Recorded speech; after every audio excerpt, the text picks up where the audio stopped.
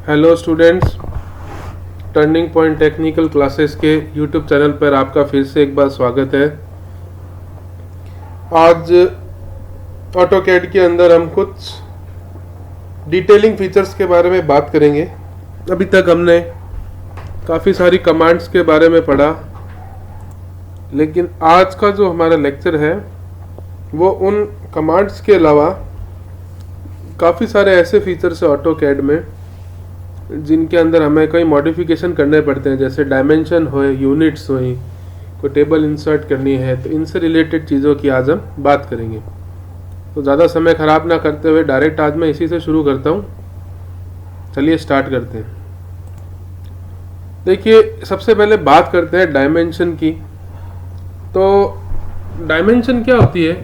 कोई भी आप पैरामीटर ले लीजिए, ज़रूरी नहीं ऑटोकैड में लीजिए, हमारी डेली लाइफ में भी कोई पैरामीटर हमें कोई कैलकुलेट करना हो तो उसकी एक न्यूमेरिक वैल्यू जो है, न्यूमेरिक वैल्यू है, वो डायमेंशन होती है।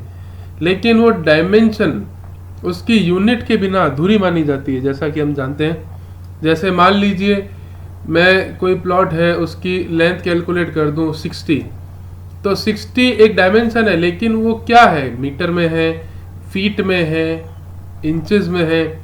ये जो आपकी जो है यूनिट के कारण उसकी पूरी डेफिनेशन को एक्सप्लेन कर रहा है, यानी यूनिट उसको पूरा डिफाइन कर रही है पर्टिकुलरली। तो आप कह सकते हैं डायमेंशंस क्या है, बिना यूनिट के अधूरे होते हैं।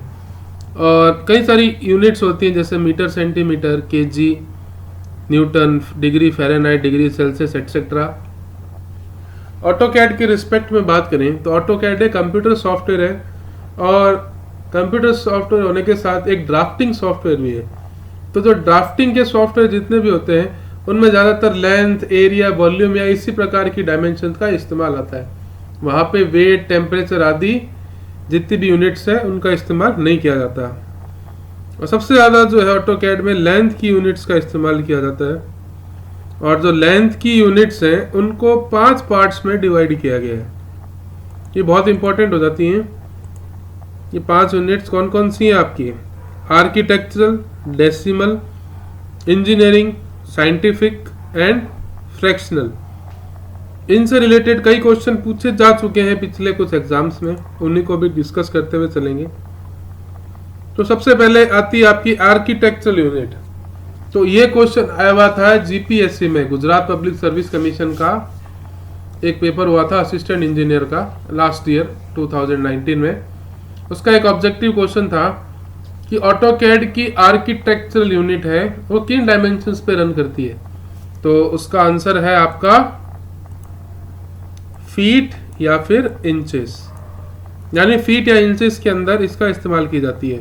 लेकिन आर्किटेक्चरल यूनिट के अंदर जो भी पार्शियल यूनिट होती है, मतलब partial unit in the sense points में जो भी यूनिट्स आती है या कोई डिजिट आती है, उसको फ्रैक्शन यानी बट्टे में प्रदर्शित किया जाता है, रिप्रेजेंट किया जाता है। तो मान लीजिए मेरे को 12 फुट 13.5 इंच लिखना है, तो कुछ इस प्रकार से लिखूंगा मैं, 12 फुट 13.5 इंच, 13.5 नहीं, 13/1/2 इंच, इस तरीके से मैं रिप्रेजेंट करूंगा। ठीक है ना।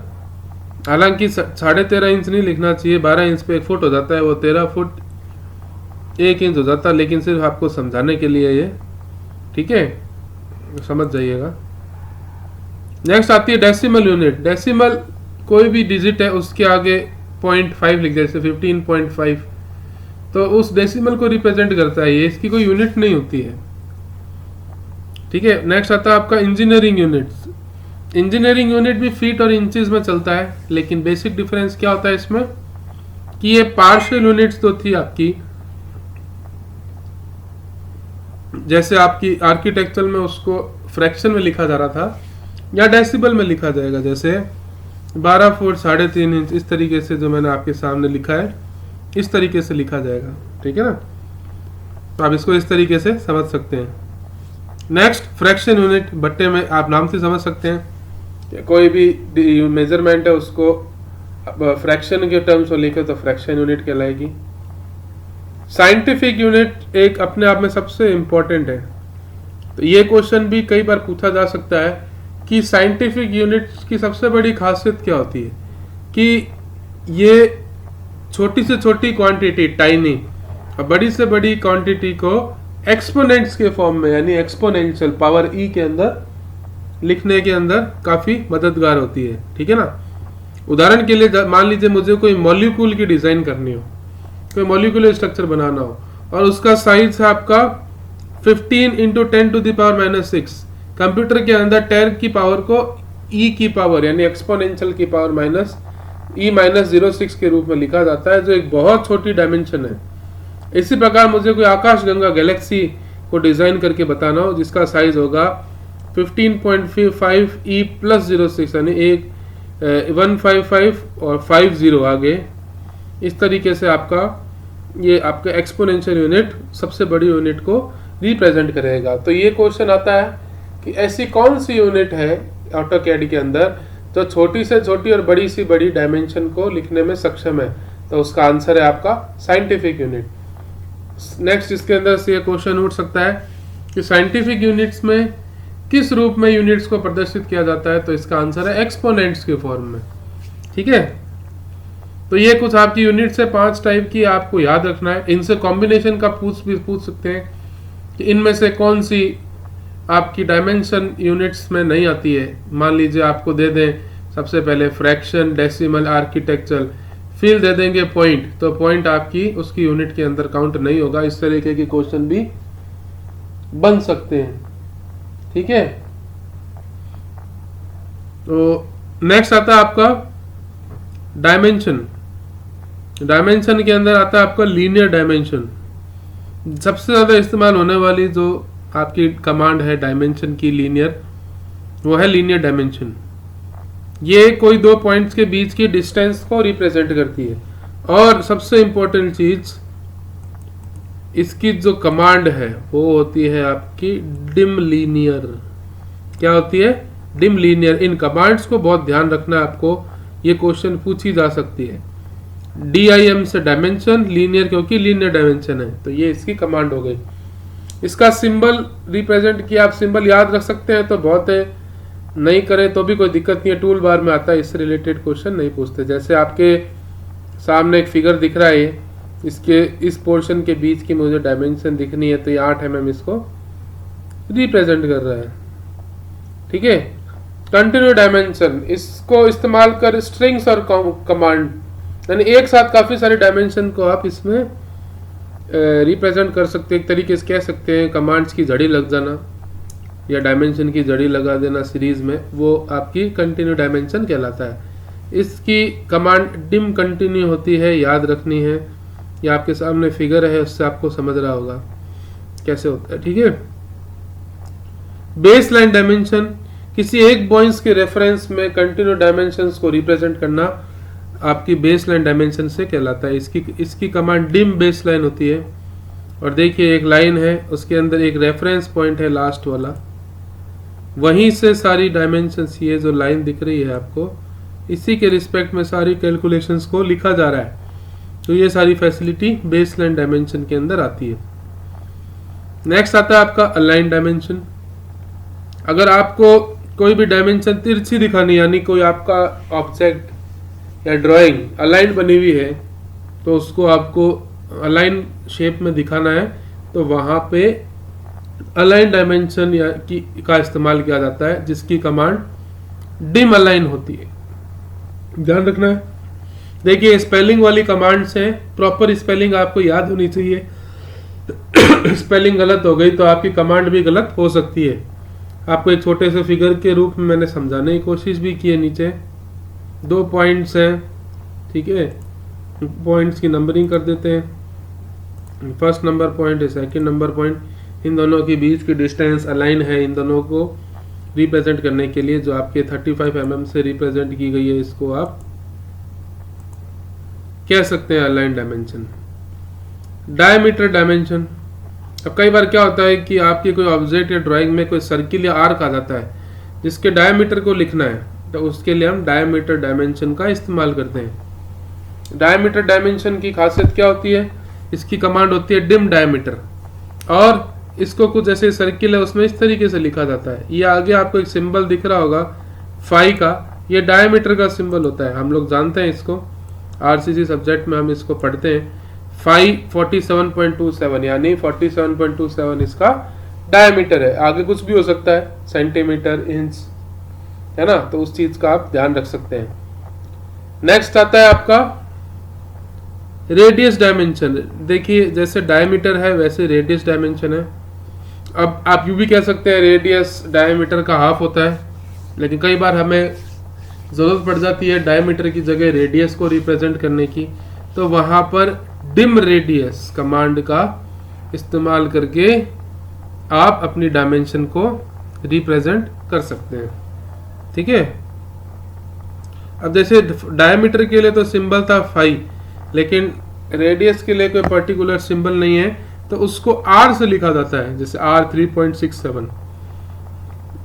ठीक है ना, तो इस तरीके से आपकी रेडियस कमांड को ऑटोकैड के अंदर कोई भी सर्कुलर फिगर या फिर आर्क वाले फिगर के अंदर शो किया जा सकता है। नेक्स्ट आता है आपका सेंटर मार्क कमांड। देखो इस कमांड का इस्तेमाल कर किसी भी आर्क या सर्किल का सेंटर, यहाँ पे मैंने सर्किल गलत लिख गया, या सेंटर लिखना चाहिए था मेरे को, ये गलती से लिख दिया है मैंने, इसको ठीक कर लेना। सेंटर अनोट किया जा सकता है, इसकी कमांड डिम सेंटर होती है। ठीक है ना, डिम सेंटर इस तरीके से देखिए, प्लस का निशान या क्रॉस का निशान समझ लीजिए, डायमीटर के साथ बीच में रिप्रेजेंट हो रहा है, तो इसके सेंटर को भी मार्क कर रहा है। नेक्स्ट होती है आपकी एंगुलर डायमेंशंस। कई बार आपको किन्हीं दो ऑब्जेक्ट्स के बीच में या उनके सेंटर्स के बीच में या उनके द्वारा किसी सस्पेंडेड लाइन के बीच में एंगल कैलकुलेट करना होता है, तो उसको एंगल को कैलकुलेट करने के लिए एकमात्र ऐसी कमांड है जो एंगल को मेजर करके आपको बताती है, दैट इज एंगुलर डायमेंशन। ठीक है, इसकी कमांड डिम एंगुलर होती है। आप फिगर में देख सकते हैं 3 सर्किल है, 1 2 3, 2 और 3 की मेरे को एक तरीके से एंगल रिप्रेजेंट कर रहा है इनके बीच में, किसी 1 नंबर सर्किल की रेफरेंस में। अगर मैं इसको सेलेक्ट करके डिम एंगुलर कमांड को एक्टिवेट कर दूं, तो वो एग्जाम्पल के तौर पे 124 डिग्री 67 मिनट आपको शो करेगा।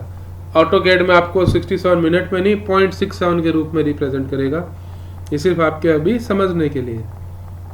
नेक्स्ट आती है ओरिएंटेड डायमेंशन या ऑर्डिनेट डायमेंशंस।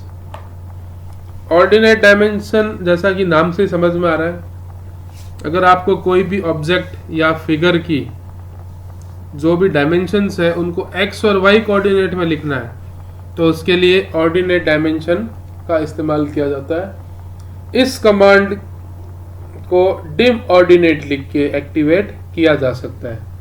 ठीक है ना, ये देखिए फिगर के अंदर कोई भी मैंने रफली फिगर बना दिया एक्स और वाई के अंदर। 10.5 उसका एक्स कोऑर्डिनेट है, 11.6 उसका वाई कोऑर्डिनेट है। नेक्स्ट आता है टेबल। अब आपको कई बार ऑटोकैड के अंदर कोई ड्राइंग के साथ एक टेबल एंटर करके दिखानी पड़ती है, और उसके लिए टेबल लिख के एंटर किया जाता है, तो आपके एक इंसर्ट टेबल का ऑप्शन आता है। ध्यान कीजिएगा, इसकी कोई शॉर्टकट की नहीं है। आपको अगर टेबल इंसर्ट करनी है ऑटोकैड में, तो आपको टेबल लिख के एंटर करना पड़ेगा, तब जाके आपकी एक टेबल इंसर्ट का ऑप्शन आएगा। इस टेबल में टाइटल, हेडर, डाटा आदि ऑप्शन होते हैं। टाइटल जो कि टेबल का नाम होता है, इसमें आपको अलग अलग कॉलम, रोज, कितने नंबर्स रखाने हैं कॉलम और रोज के, उनका साइज, उनकी डिस्टेंस, स्पेसिंग और उनके स्टाइल को भी चेंज करने की फैसिलिटी मिलती है। ठीक है, इसको एक फिगर के थ्रू समझने की कोशिश करते हैं। ये देखिए आप फिगर के अंदर आपको एक सैंपल टेबल दिख रही है।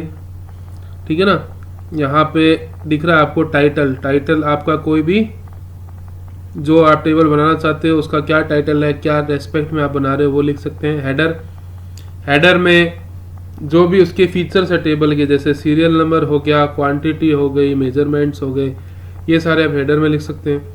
और उनसे रिलेटेड डाटा सारा इन कॉलम्स और रोज के अंदर आप शो कर सकते हैं। इसको मॉडिफाई करने का ऑप्शन भी होता है। आप जैसे जाएंगे सेल स्टाइल के अंदर प्रॉपर्टीज आएगी, आप इसको कलर कर सकते हो, इनका अलाइनमेंट चेंज कर सकते हो, इनका फॉर्मेट चेंज कर सकते हो, टाइप चेंज कर सकते हो, इनके मार्जिन चेंज कर सकते हो, हॉरिजॉन्टल और वर्टिकल दोनों में।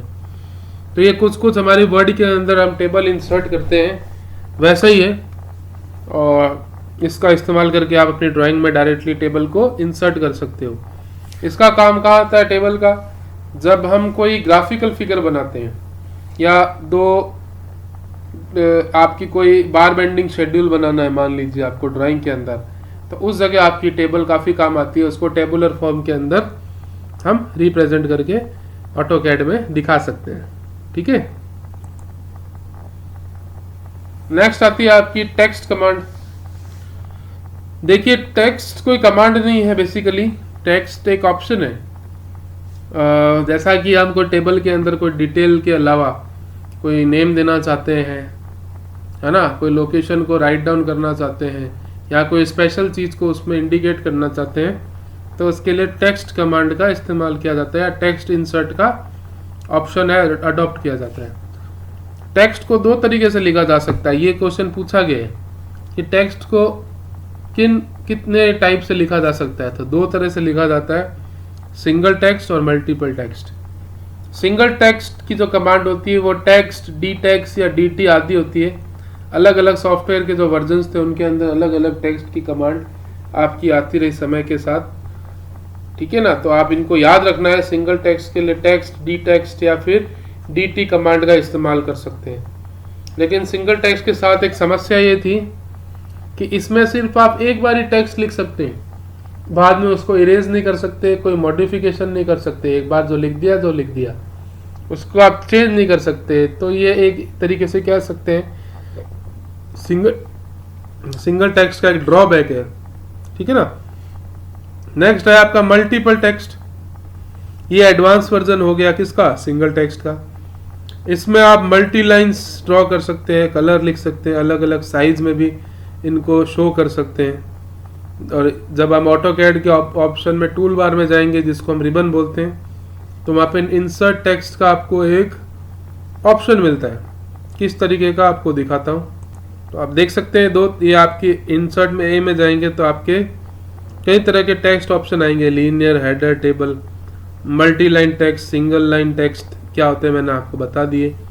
ये आपके जिस तरह से हमारे वर्ड के अंदर या पीपीटी के अंदर वर्ड आर्ट ओपन होता है, उसी तरह ऑटोकैड के अंदर भी टेक्स्ट बार होती है, उसके थ्रू आप ये सारी चीज़ों को एक्टिवेट कर सकते हैं। ठीक है, चलिए आगे चलते हैं। जो अगर मल्टीपल टेक्स्ट होता है, इसकी shortcut command M text T या एम टी होती है, याद रखनी है। सिंगल टेक्स्ट की और मल्टी टेक्स्ट की, वहाँ पे टेक्स्ट डी टी या डी टेक्स्ट टी, मल्टीपल की एम टेक्स्ट टी या एम टी होती है। ये दोनों आपको ध्यान रखनी है। आज के लेक्चर का लास्ट आपका मल्टी लैडर। अब मल्टी लैडर क्या होता है इसको थोड़ा समझना पड़ेगा आपको। देखिए कई बार ऑटोकैड में ड्राइंग में कोई पर्टिकुलर ऑब्जेक्ट को, कोई टेक्स्ट को या फिगर को आपको एरो करके उसको आपको रिप्रेजेंट करना पड़ता है ना, यानी उसको स्पेशलाइजेशन देके उसको आपको अपनी ड्राइंग के अंदर शो करना होता है। तो उस जगह हम मल्टी लीडर का इस्तेमाल करते हैं। तो मल्टी लीडर क्या होता है, जैसे एक ऑप्शन आता है इंसर्ट के अंदर, उसको आप एरो हेड वाले एक लीडर लाइन और लैंडिंग लाइन के कॉम्बिनेशन से इसको आप एक्टिवेट कर सकते हैं। जैसे मान लीजिए कोई टेक्स्ट लिखा मैंने यहाँ, ठीक है, इसको एम टेक्स्ट कंटेंट कहते हैं, ठीक है ना, क्योंकि आप मल्टी लेटर में जा रहे हैं, इसको एम टेक्स्ट कंटेंट कहते हैं। फिर ये जो स्ट्रेट लाइन एरो की चलती है इसको बोला जाता है लैंडिंग लाइन। ध्यान रखिएगा, लैंडिंग लाइन अगर आप इस तरीके से जा रहे हैं तो इंक्लाइन लाइन होगी, उसको बोलेंगे लीडर लाइन, और लीडर लाइन के आगे एक एरो बना होगा जिसको बोलेंगे एरो हेड। तो मल्टी लेडर से कई बार क्वेश्चन ये पूछे जाते हैं कि जो मल्टी लेडर के अंदर हॉरिजॉन्टल लाइन का अलाइनमेंट होता है वो क्या कहलाता है, वो कहलाती है लैंडिंग लाइन। जो इंक्लाइन लाइन है वो कहलाता है आपका लीडर लाइन, और जो उसके आगे एरो बना रहता है वो कहलाता है आपका एरो हेड, और जो टेक्स्ट लिखा रहता है उसको एम टेक्स्ट हम कह सकते हैं, ठीक है ना। तो आपका ये मल्टी लीडर ऑप्शन हमें ये फैसिलिटी को प्रोवाइड करता है, ठीक है। तो आज के लेक्चर में इतना ही। नेक्स्ट लेक्चर में आगे ऑटो कैड की नई चीज़ों के साथ मुलाकात करेंगे। तब तक के लिए मैं सिर्फ यही बोल सकता हूँ कि आप बस पढ़ते रहिए। देखिए, ऑटो कैड के अंदर ज़्यादा बड़े लेक्चर नहीं बना रहा जानबूझ के, काफ़ी सारी कमांड्स हैं, डेली बेसिस पे इनको याद करते रहिए तो आपको आगे पढ़ने में आसानी रहेगी। ठीक है, तो आज इसी के साथ समाप्त करते हैं अपनी क्लास को यहीं पे। तब तक के लिए मैं रोहित व्यास साइनिंग ऑफ।